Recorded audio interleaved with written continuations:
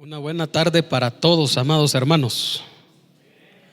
Un privilegio poder saludarles en el nombre de nuestro Señor y Salvador Jesucristo.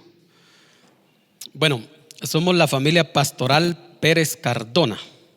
Se los voy a presentar para que ustedes los conozcan, ¿verdad? Y si de repente los ven por ahí en la calle, pues ustedes los saludan.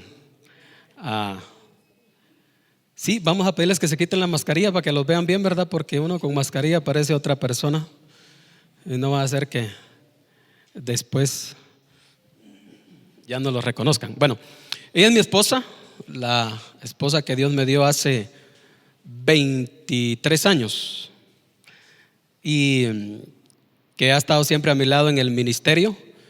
Yo le voy a dar un tiempo a ella para que les salude y les diga su nombre. Amén. Que el Señor les bendiga, mis amados hermanos y hermanas, en esta preciosa tarde.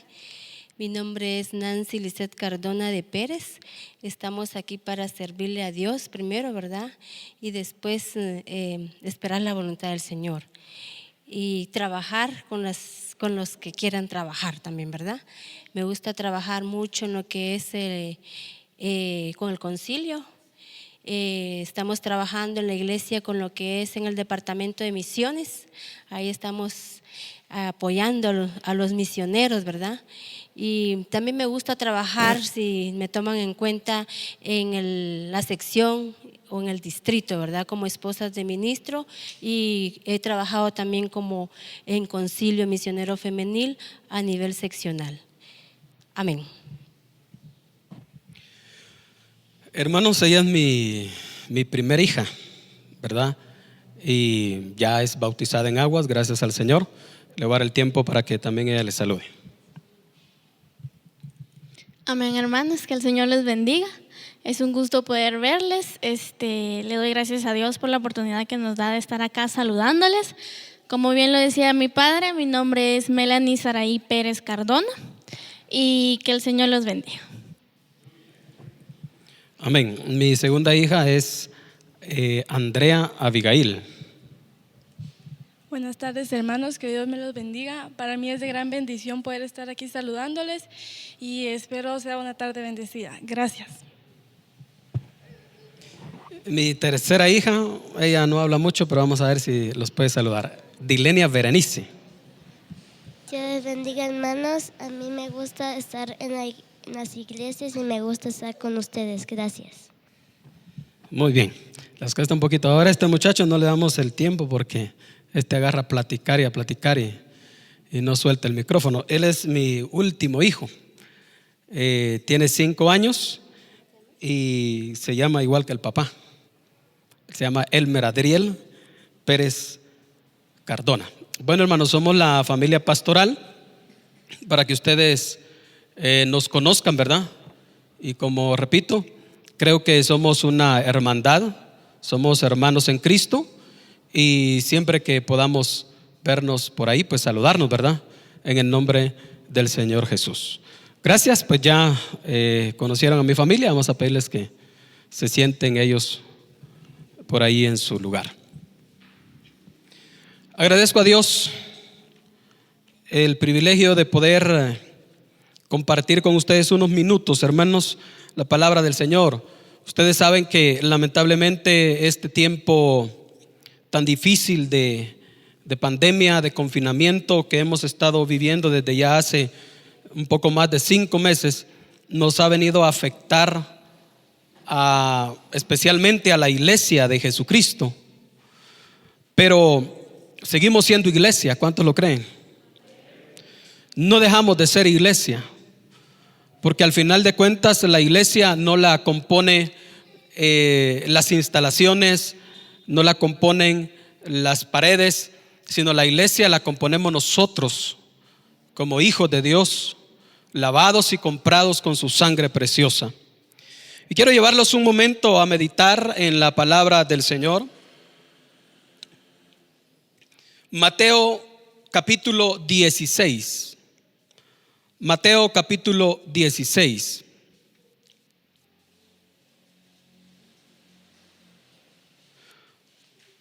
En el versículo 13 al versículo 20. Mateo capítulo 16. Gracias por estar de pie. Dice así la bendita palabra de Dios. Viniendo Jesús a la región de Cesarea de Filipo, preguntó a sus discípulos diciendo: ¿quién dicen los hombres que es el Hijo del Hombre?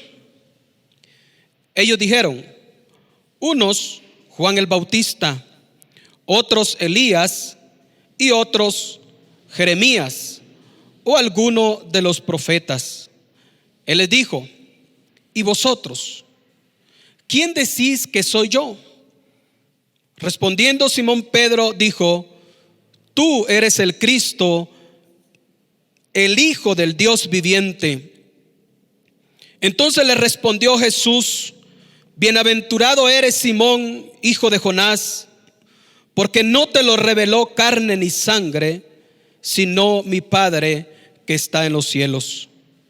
Y yo también te digo que tú eres Pedro, y sobre esta roca edificaré mi iglesia, y las puertas del Hades no prevalecerán contra ella. Amén. Padre, háblanos a través de tu palabra unos minutos, Señor, para que podamos entender lo que tú tienes y quieres para nosotros. Gracias por la vida de todos los líderes presentes. Gracias por la vida de aquellos, Señor, que están presenciando esta transmisión. Gracias, Padre Santo, porque tú estás seguramente con nosotros acá y también, Señor, allá en cada hogar donde están presenciando, Dios mío, esta transmisión de tu palabra. A ti sea la honra y la gloria por todos los siglos de los siglos. Amén. Amén. Tome su lugar, hermanos. Les decía al inicio que no hemos dejado de ser iglesia, seguimos siendo iglesia para la gloria del Señor. Por eso quiero mencionarle algunas características de la iglesia de Jesucristo, características que nosotros debemos de tener. Cuando a usted lo adoctrinaron, cuando le dieron el manual de doctrina, le dijeron que cuando estudiaron la doctrina de la iglesia, a usted le dijeron que iglesia viene del vocablo griego eclesia, que eso significa una asamblea de llamados. Y podemos definir a la iglesia como el conjunto de personas compradas y lavadas con la sangre de Jesucristo, que tenemos una misma fe, que tenemos un mismo Padre, un mismo Espíritu, y nos une una hermandad. Eso es la iglesia. Y somos la iglesia de Jesucristo, porque ¿quién es la cabeza de la iglesia? Es Cristo. No es nadie más. No es ningún hombre. No es ninguna mujer. La cabeza de la iglesia es Jesucristo, pero la iglesia tiene que estar seguro de ello. Tiene que estar seguro de ello. Y me llama mucho la atención y me gusta mucho la pregunta del Señor Jesús cuando Él dice: ¿qué dice la gente? ¿Quién soy yo? Empezaron a decirle, algunos dicen que tú eres Elías, otro que eres Juan el Bautista, otro o alguno de los profetas, etcétera. Y el Señor dijo: bueno, esta es la pregunta ahora más importante. Él les dice: ¿y ustedes qué dicen? ¿Quién soy yo? ¿Qué dicen ustedes? ¿Quién soy yo? Usted sabe muy bien la respuesta del apóstol Pedro. Ahora yo les digo a ustedes, mis queridos hermanos líderes, esta tarde, ¿qué importa lo que digan los mormones? ¿Qué importa lo que digan los testigos? ¿Qué importa lo que diga quien quiera decir ahí en el mundo, filósofos, científicos? ¿Quién es Jesús? Lo que importa es qué decimos nosotros, que somos la iglesia de Jesucristo. Amén. Y para mí, hermanos, Jesucristo es mi Dios y mi Salvador. Y eso tiene que tener seguro la iglesia. Entonces la iglesia debe reunir algunas características. Se las menciono así brevemente. La primera de ellas: la iglesia tiene que ser una iglesia cristocéntrica. ¿Qué quiere decir eso? Que vamos a venir a predicar siempre a Cristo, que vamos a venir a adorar siempre a Cristo, que vamos a testificar siempre de Cristo, que vamos a darle la gloria siempre a Cristo y a nadie más. Él es la figura central de la iglesia. Él es el centro de la iglesia. Si no, la iglesia no tiene razón de ser. Si la iglesia ya no se adora a Cristo, ya no se busca a Cristo, entonces, ¿qué pasa a ser la iglesia? Ya no sería iglesia de Jesucristo. Puede convertirse en otra cosa menos en iglesia de Cristo. Entonces, tiene que ser cristocéntrica. Eso es lo primero. Lo segundo, la iglesia también debe ser una iglesia con autoridad. ¿Por qué con autoridad? Sencillamente porque somos de Cristo. Y Él mismo dijo en Mateo, cuando estaba ya el Señor para irse al cielo, Él le dice a sus discípulos cuando les da la gran comisión: y estas señales seguirán a los que creen. ¿Y cuántos creen? Y estas señales seguirán a los que creen. En mi nombre echarán fuera demonios. Sobre los enfermos pondrán las manos y ellos sanarán. Si bebieren cosa mortífera, no les hará daño. El Señor delegó en la iglesia autoridad. La iglesia tiene que ser una iglesia con autoridad, porque cuando el Señor le dijo a Pedro: y yo también te digo que tú eres Pedro, y sobre esta roca, ya refiriéndose a él mismo, ¿verdad? O sobre el fundamento de lo que Pedro había respondido, él dice: sobre esta roca edificaré mi iglesia. Y hace esta afirmación. No es pregunta, no es una pregunta así como queriendo que ellos respondieran algo. No, él afirma de forma categórica y él dice: y ni las puertas del Hades prevalecerán contra ella. Y así lo dijo el Señor. ¿Sabe usted cuál es el Hades? Es el infierno mismo. Es el lugar de tormento donde están todos los demonios. Es el lugar donde están aquellos que no han querido llegar a Cristo Jesús. Y él dijo: ni el Hades, ni las puertas del Hades, ni el mismo infierno podrá con la iglesia de Jesucristo, porque la iglesia de Jesucristo tiene autoridad del cielo, tiene autoridad de Dios, autoridad que fue delegada por Cristo Jesús. Esta pandemia ha puesto a muchos a pensar, ¿no? Y unos peleándose en las redes sociales ahí, porque esto, que sí, que las autoridades no ven a la iglesia, la tienen por un lado y por el otro. Pero mire, yo siempre he dicho, hermanos, que las batallas la iglesia nunca las ha ganado levantándose en armas. La iglesia siempre ha ganado las batallas de rodillas, orando, porque Dios le ha dado autoridad. Y algo va a hacer Dios con la iglesia. Escuche bien. Algo va a hacer Dios con la iglesia. O la saca victoriosa de toda esta situación, o viene Cristo y se lleva a su iglesia. ¿Cuántos se van con él? Algo va a hacer Dios con su iglesia, hermano, porque es la iglesia de Cristo. Y la iglesia de Cristo tiene autoridad. ¿Autoridad para qué? Para sanar enfermos. Del Señor se la delegó. Para echar fuera demonios. Para hacer cualquier obra aquí en la tierra. En tercer lugar, la fe de la iglesia. ¿Cuántos tienen fe? Hebreos 11 dice: es pues la fe, la certeza, la seguridad de aquello que esperamos, pero de aquello que no podemos ver. Y en el versículo 6 dice: pero sin fe es imposible agradar a Dios. Si la iglesia quiere agradar a Dios, la iglesia debe tener fe, practicar la fe. Es una palabra relacionada con creer, con tener confianza. ¿En quién confiamos? ¿En quién tenemos nosotros puesta nuestra confianza? En nuestro Dios Todopoderoso. La lectura que dio nuestro hermano al inicio nos decía claramente que es bendito el hombre que confía en Jehová, que pone su fe en Jehová. Y en medio de esta circunstancia difícil que la iglesia está atravesando, la fe tiene que estar puesta en Dios. No pongamos la fe en las autoridades, hermanos, porque ellos van a fallar. No pongamos la fe en el presidente. No pongamos la fe en el Congreso. Pongamos la fe en Dios, porque vuelvo a repetirle con toda seguridad, algo hará Dios por su iglesia. Algo hará Dios por su iglesia. Pero hay que tener ¿qué? Fe. La iglesia primitiva era una iglesia de fe, de tal manera que oraban por los enfermos, ¿verdad? Y sanaban.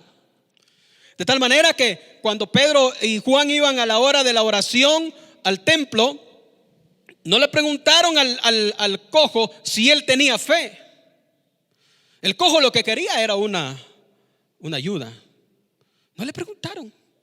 Pero sencillamente Pedro hizo uso de la fe que tenía en Jesucristo y le dijo: no tengo plata ni oro, pero lo que tengo te doy en el nombre de Jesucristo de Nazaret. Pero cuando le dijo así, lo tomó, dice la Biblia, y lo levantó. Y usted sabe el resultado de la fe que había en el apóstol Pedro. A muchos en este tiempo que dicen: no tengo oro o no tengo plata y tampoco oro, dice, pero de orar, ¿verdad? Entonces no tenemos fe muchas veces. Debemos de mantener la fe, hermanos. Mire, como que se empiezan a enfriar los cristianos, ¿verdad? En esta época. Pero debemos de mantener la fe. Los exhorto a que mantengamos la confianza siempre puesta en Dios. En cuarto lugar, otra característica de la iglesia es la generosidad de la iglesia. ¿Debe la iglesia ser generosa? Voy a repetir la pregunta. ¿Debe la iglesia ser generosa? Amén.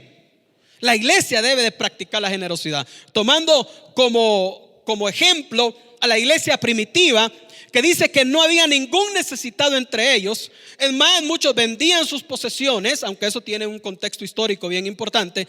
Ellos vendían sus posesiones y la entregaban a los discípulos, y estos las repartían de manera igualitaria, de tal manera que no había ningún necesitado entre ellos. Bueno, les decía, tiene un contexto histórico porque los judíos celebraban la fiesta del jubileo. Y en esa fiesta, lo hacían cada 50 años, ellos recuperaban todas las tierras que por alguna razón hubieran vendido, hubieran alquilado, etcétera, etcétera. O sea, ellos podían recuperar esa tierra. Nosotros no somos judíos, no practicamos esa fiesta, ¿verdad? Pero en ese contexto nos enseña a nosotros la iglesia primitiva que era generosa. ¿Generosa con quién? Con el necesitado.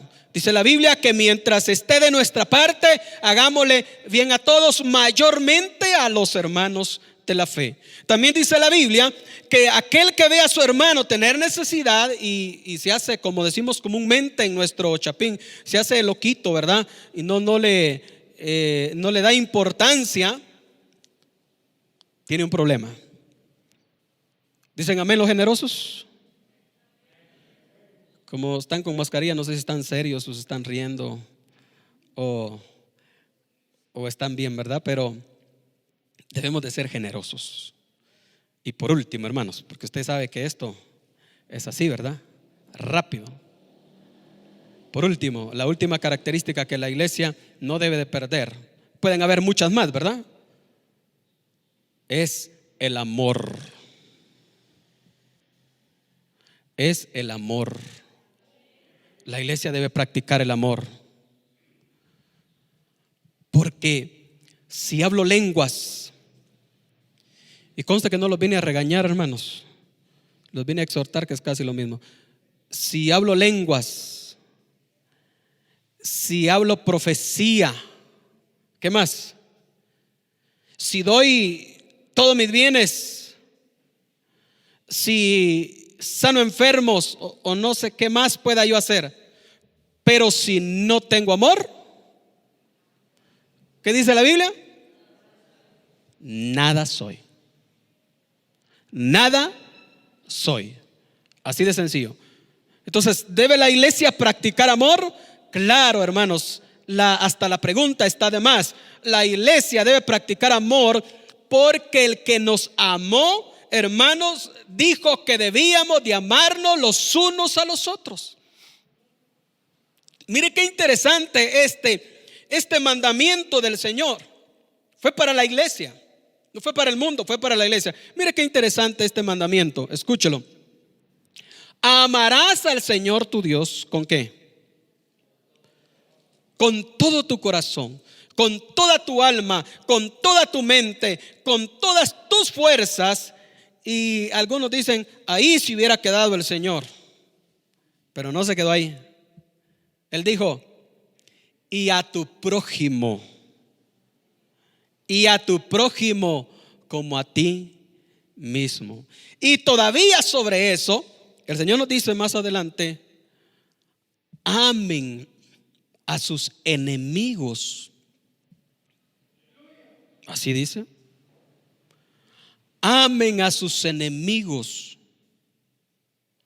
Háganle bien a aquellos que a ustedes les hacen mal. No paguen mal por mal. Por favor, les dijo el Señor, paguen con bien el mal. Ay Dios, ya no dijeron amén ustedes. Pues eso dice la palabra del Señor, hermanos. ¿Verdad que sí? Nuestros conceptos todos, hermano, lo que nosotros creamos no es asunto de lo que yo creo o lo que yo pienso de determinada situación. Es lo que la Biblia dice. Es lo que la Biblia dice. Y como dicen los evangelistas cuando predican, ¿verdad? Yo no sé si me van a volver a invitar, dicen los evangelistas, pero ahí les va. Yo les quiero decir algo, hermanos. En el amor de Cristo, no es la Biblia la que se tiene que acomodar a nosotros. Somos nosotros los que tenemos que obedecer lo que dice la Biblia. ¿Es cierto eso?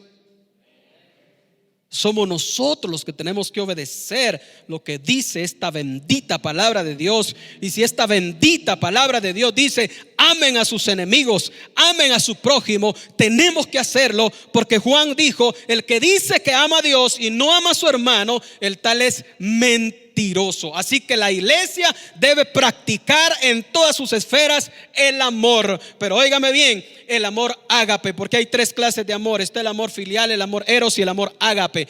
El amor que nosotros debemos de practicar es el amor ágape, porque es el amor de Dios.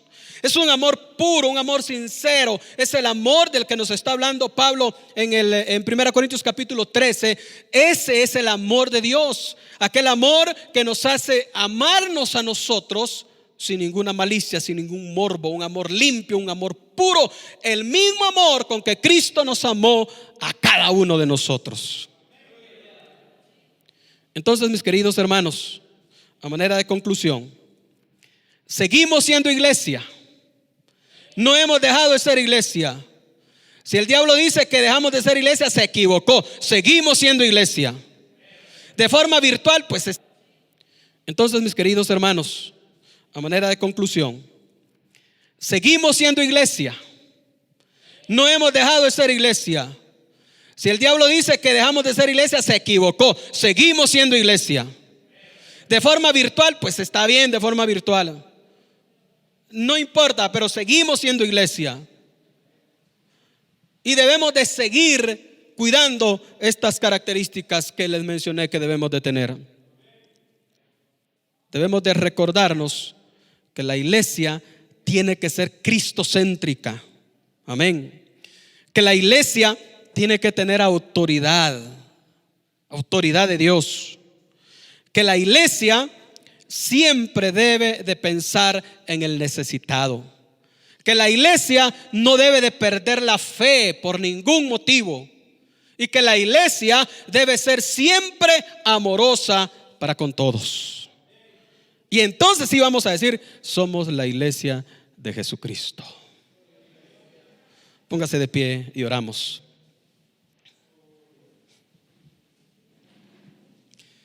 Bendito Dios y Padre, somos tu iglesia, Señor. Somos tu iglesia, Señor. Aquellos que están allá en su hogar, en su casa, Señor, son parte de tu iglesia. Los que estamos acá somos parte de tu iglesia. Una iglesia que ha sido comprada y lavada con tu sangre preciosa. Y nada de este mundo, Padre Santo, podrá contra tu iglesia. Porque tú dijiste que ni las puertas del Hades iban a prevalecer en contra de tu iglesia. Estamos en tus manos de poder, de misericordia, aleluya, y seguiremos estando. Gracias, Señor, por esta obra. Gracias por este lugar. Gracias, Señor, a pesar de los pesares, tu mano de poder, tu mano de misericordia ha estado en este lugar, Señor, porque la obra no es del hombre, la obra es tuya, Padre Santo.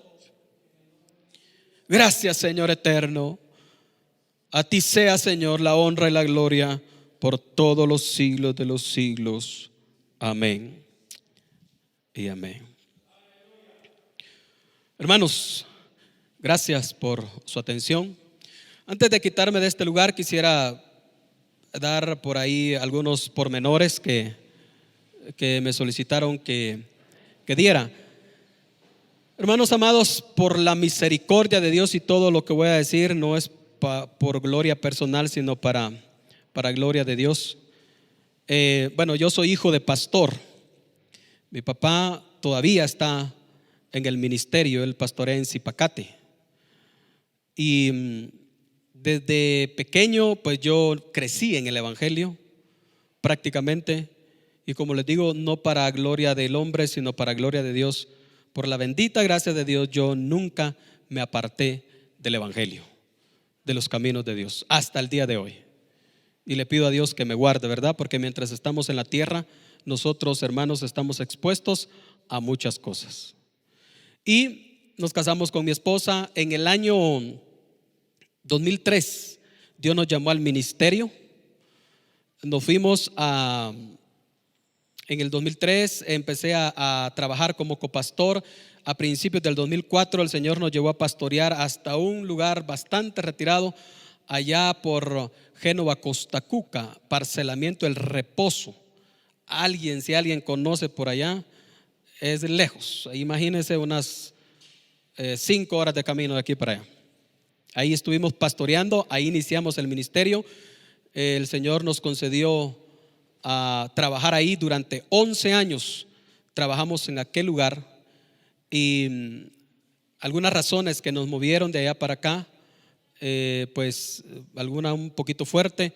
Nosotros, hermanos, tuvimos un percance, perdimos una hija que tenía 15 años allá en aquel lugar, ¿verdad? Ella iba a estudiar, y entonces fueron algunas situaciones bastante complicadas, y por ahí nos aconsejaron, ¿verdad? Que buscáramos a dónde trasladarnos, porque ya con mi hija, la que ahora es la mayor, ella iba a tomar el mismo trajín que tomó nuestra hija, ¿verdad? De salir a estudiar hasta una cabecera departamental. En el año 2014, exactamente en el mes de septiembre, ¿cuánto tenemos hoy? 20, ¿no? Bueno, un 22 de septiembre a mí me dieron posesión como pastor de Asamblea de Dios Ebenecer en Santa Isabel II, Villanueva. Si alguien conoce por ahí también, ¿verdad? Que ahí les da miedo entrar, que muchos queman cuetillos por ahí. Entonces, hermanos, ahí hemos estado desde el año 2014. Entonces tenemos tiempo de estar ahí 6 años. Pero yo les doy los pormenores para que ustedes lo puedan conocer. Eso quiere decir que en su misericordia Dios nos ha permitido estar en el ministerio por 17 años. Su servidor, bueno, yo dejé a medias mi carrera en la universidad y más me enfoqué a estudiar lo teológico, ¿verdad? Y Dios me permitió también en el año 2014 graduarme de licenciado en teología en ISUM.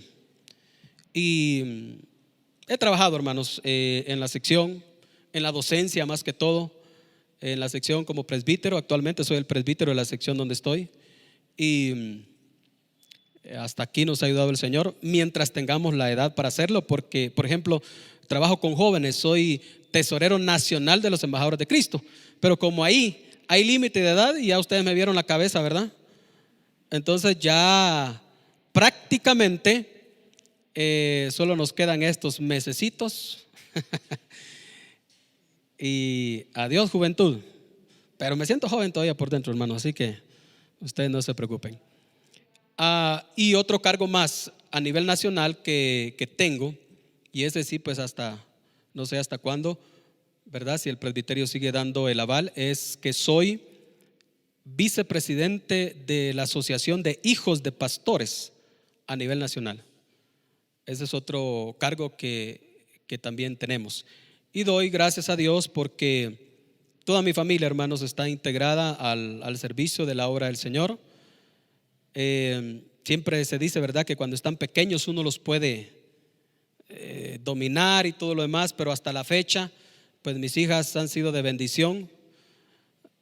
Les hemos tenido que aplicar disciplina cuando hay que aplicarles, pero ahí están sirviéndole al Señor, porque eso es así, ¿verdad? Eso es así.